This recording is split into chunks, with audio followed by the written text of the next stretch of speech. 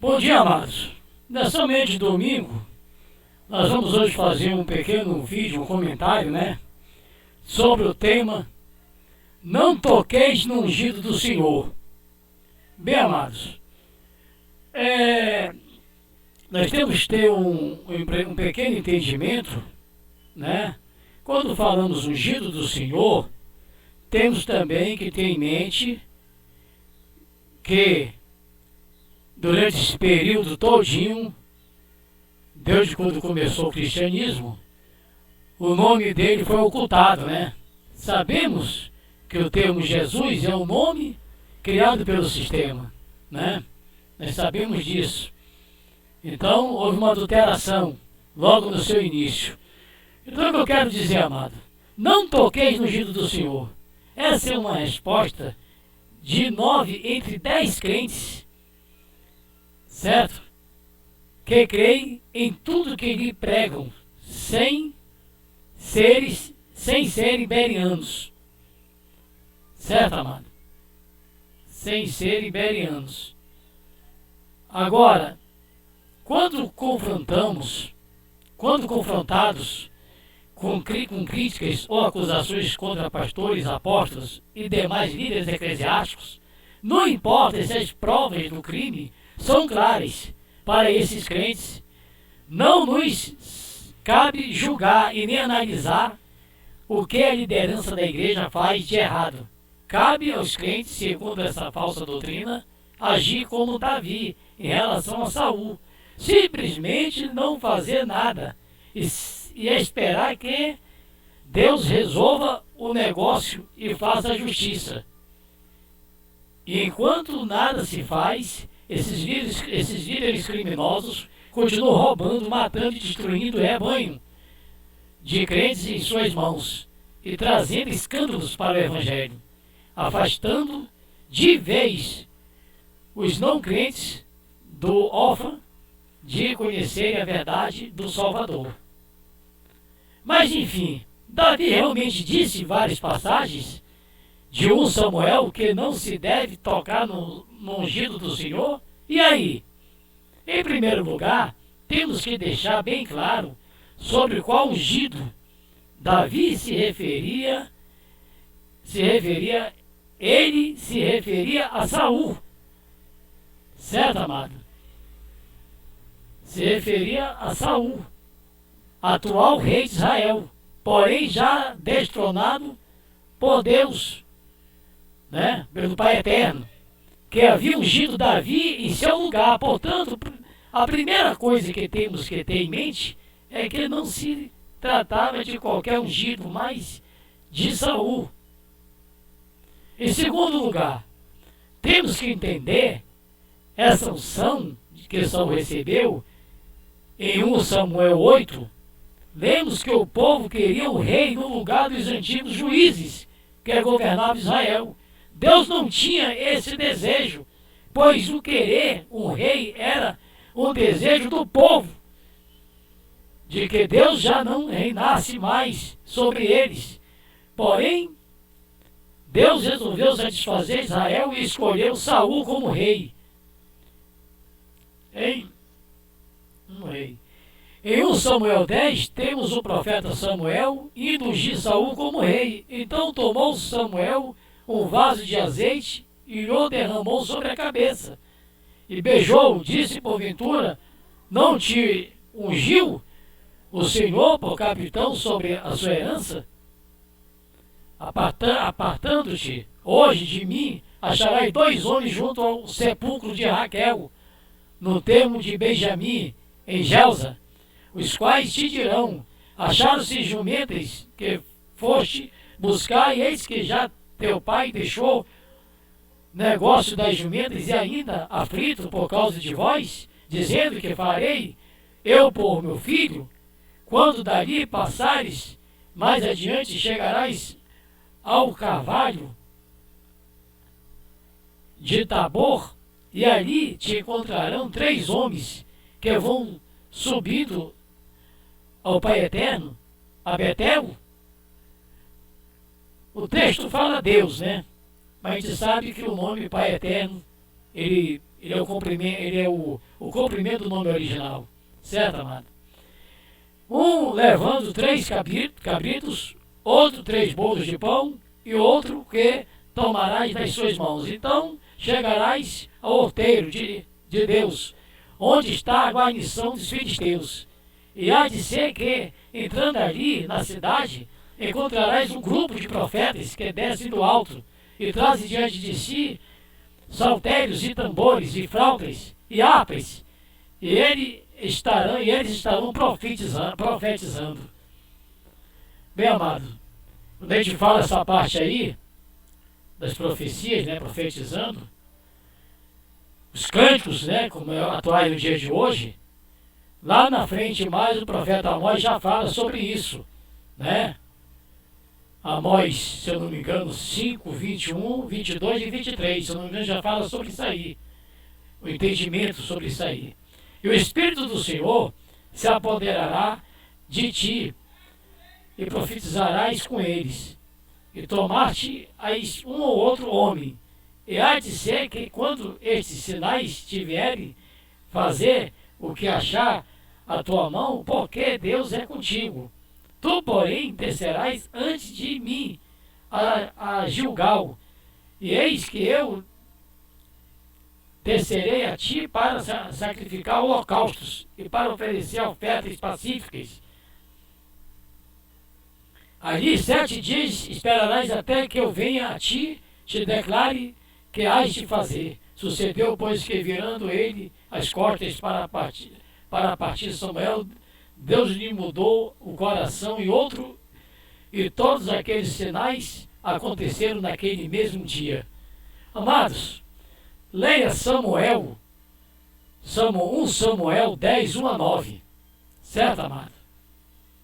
Saiu, ficou cheio do Espírito Santo, e em Samuel 11, 15. Finalmente Saul é proclamado rei, porém a unção que Saul recebeu era apenas para reinar, e não para ser sacerdote ou líder espiritual do povo. Essa função era para algumas pessoas específicas, como o profeta Samuel não sabia a Saul as funções sacerdotais, sendo esse um dos pecados que o fez perder o reinado em Israel.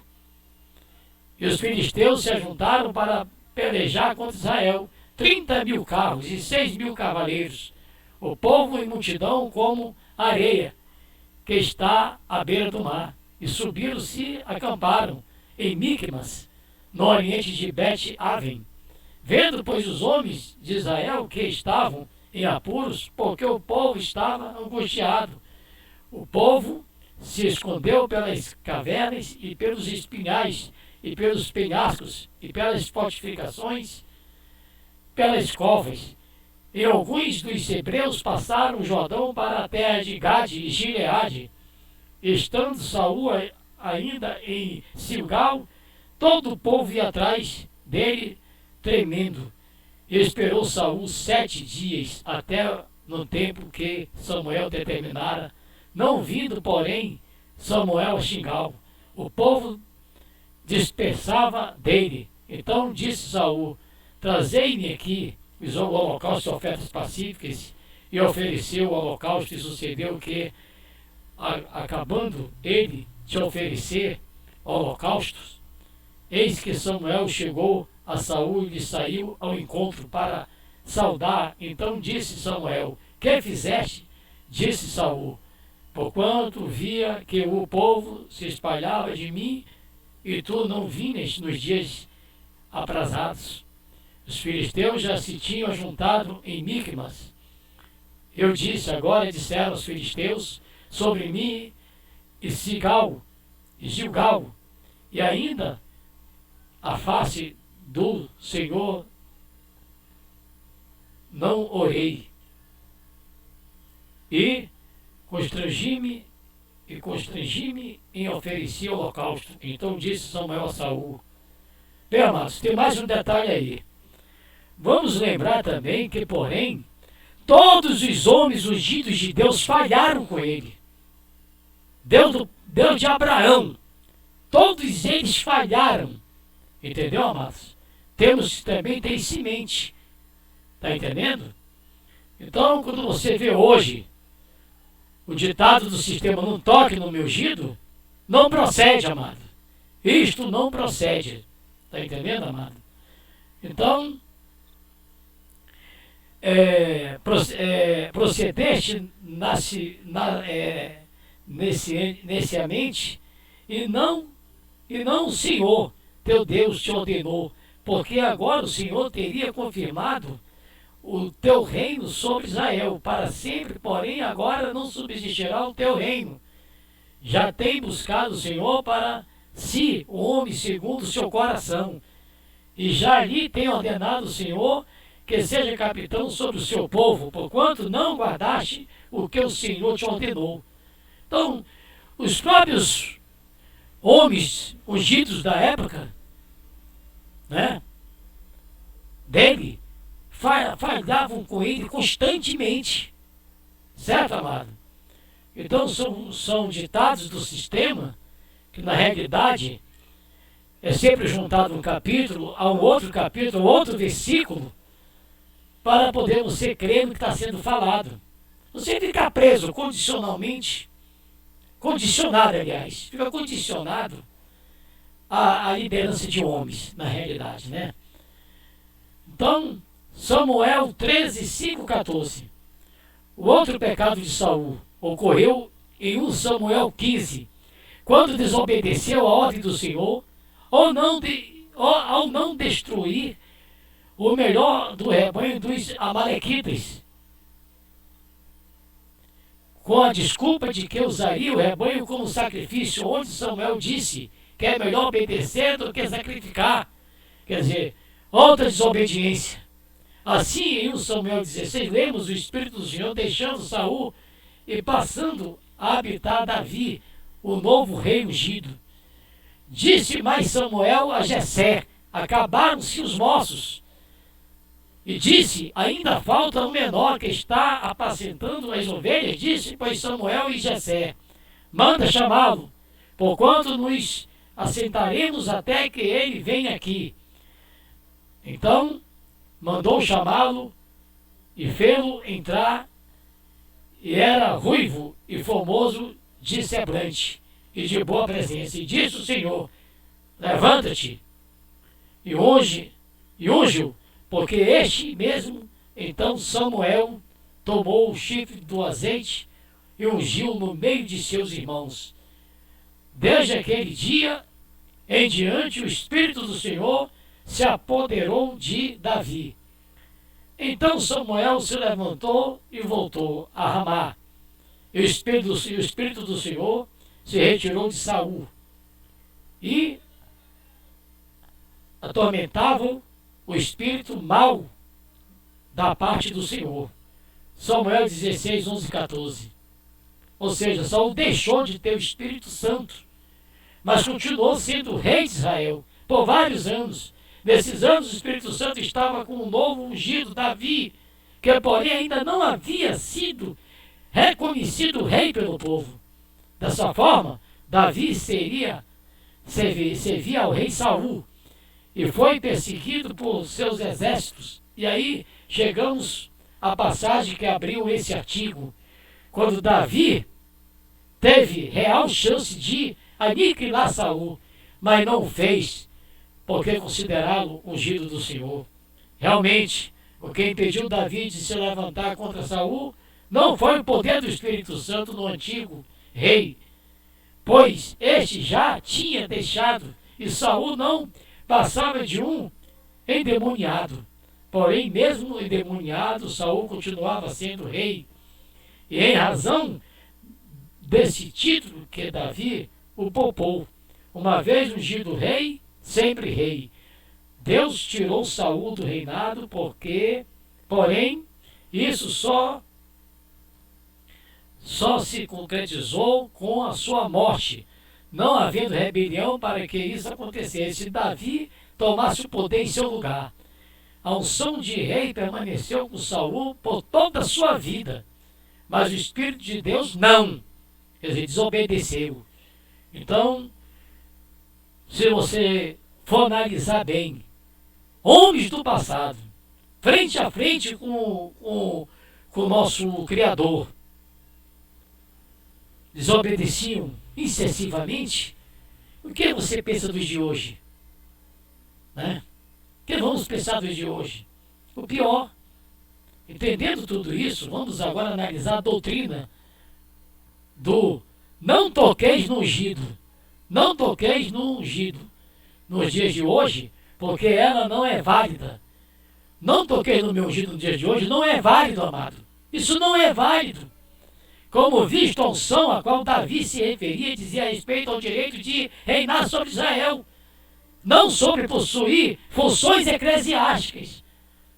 Não sobre possuir funções eclesiásticas. As funções de governo do Estado eclesiásticas eram bem divididas naquele tempo, embora Israel fosse um Estado teocrático.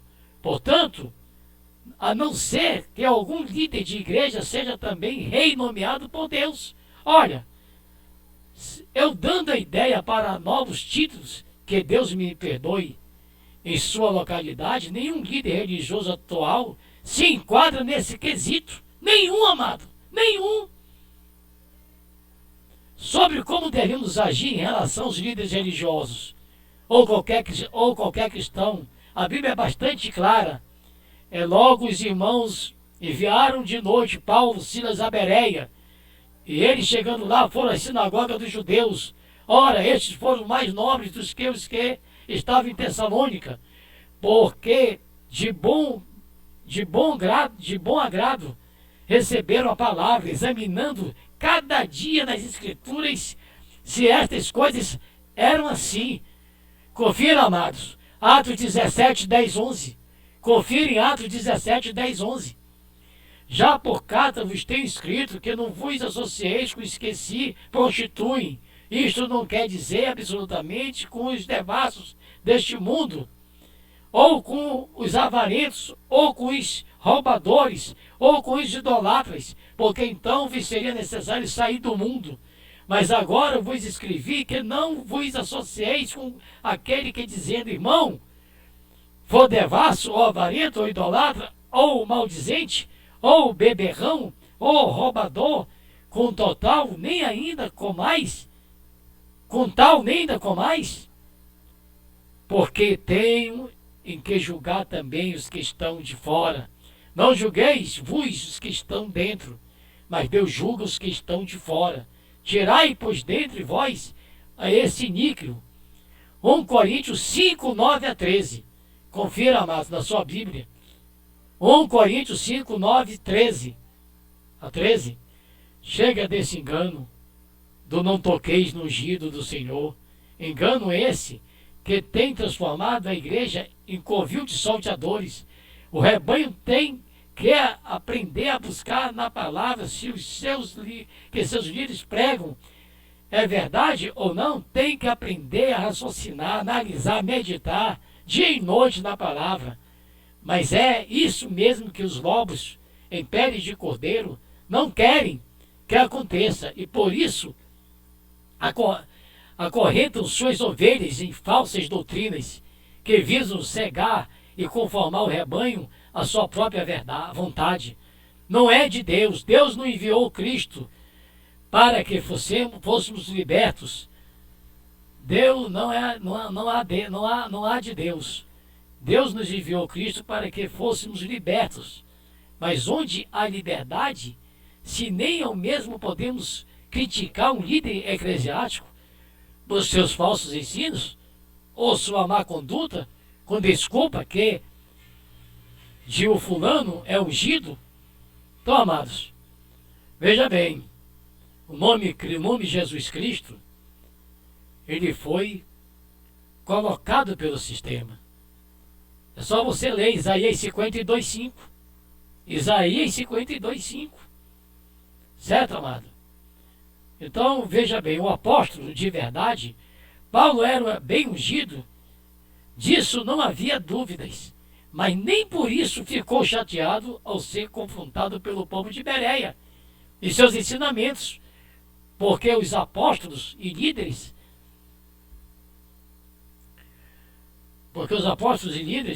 dos dias de hoje ficam melindrados e até amedrontam suas ovelhas com a promessa de inferno para o pecado de rebeldia que seria se levantar contra o ungido do Senhor. É porque as ovelhas que também têm unção, já que recebem o Espírito Santo desde a sua convenção, ao contrário dos líderes religiosos, podem e são fortemente exortadas. Se seu dízimo for baixo, claro, quando encontradas em erro, isso é um estelionato gospel, é dos bons, graças e a sua mentira. A propósito, quem é o pai da mentira mesmo? Vemos igrejas destruídas por pertencer à palavra, é essa mesma? Líderes criminosos que adulteram as escrituras a seu bel prazer e agem como se a justiça de Deus e dos homens não valesse para eles, enquanto isso as ovelhas cabe apenas se conformar. Deus quer assim. Quem faz a justiça é Ele. Só nos cabe orar. Povo de Deus, vamos abrir os olhos. Temos que orar a justiça. Temos que orar. A justiça é de Deus. Mas Ele usa homens e mulheres para que sua justiça seja feita nessa terra. Se Lutero penasse assim, ainda hoje estaríamos comprando indulgências. Se bem que as práticas perniciosas continuam ocorrendo nos dias de hoje, na forma de lenços usados, rosa ungida, sabonete ungido, etc. Como povo de Deus, temos que ser carvalhos de justiças, principalmente em nosso meio, tirando os lobos que querem devorar nossas ovelhas. Se não o fizermos, não sobrará ovelha nenhuma no final da história, pois todas serão enganadas. O não toqueis no ungido do Senhor é uma desculpa muito da mal feita para líderes que têm algo a esconder. Quando o líder prega isso para você, fica ainda mais atento, pois quem está na luz não tem medo de ser julgado. Afinal, nada se encontrará que eu desabone? Ao contrário, quem está em trevas não quer que o candeeiro seja colocado em cima da mesa e ilumine o ambiente. Por isso, trará luz toda a podridão escondida em nome de Deus, que na realidade você sabe que o nome dele de origem hebraica não é esse, né? O pai tem o nome do filho, Yahushua, você sabe disso. Muita gente sabe, mas passa por cima, faz a vista grossa, entendeu, amado? Então, amados, esse pequeno documentário aí, a gente tem que analisar, tem uma certa posição, né? Tem pessoas, né? Como essa casa aqui, vou citar aqui a senhora, esse comentário, que quando fala, né? Quando se fala em marcha para Jesus, né? Entendeu? Quando se fala em marcha para Jesus, as pessoas são procuradas pelos leões de chácaras religiosos para liderar um protesto cristão organizado na marcha para Jesus. A tal marcha para Jesus é um dos muitos eventos protestantes onde é proibido protestar.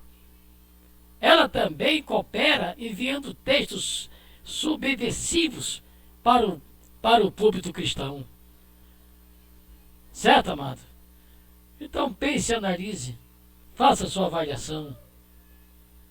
Obrigado. Até mais.